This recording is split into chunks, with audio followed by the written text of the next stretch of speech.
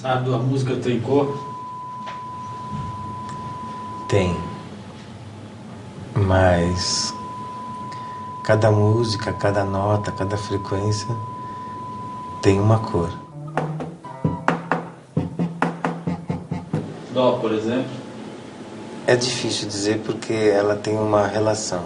Tem hora que o dó pode ser vermelho, tem hora que ele pode ser laranja ou amarelo. É? Ele pode ser verde, Mi? azul, Fá? Fá. O Fá ele pode ser um azul mais escuro um pouco, Sol? O Sol vai a laranja. Lá? O Lá é vermelho. Si? É lilás. Dó? Violeta. Tem mais alguma? Não, tem os sustenidos no meio.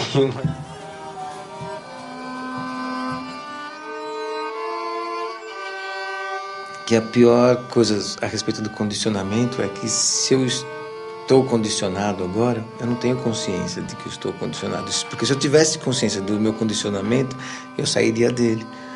Mas como saber se eu estou?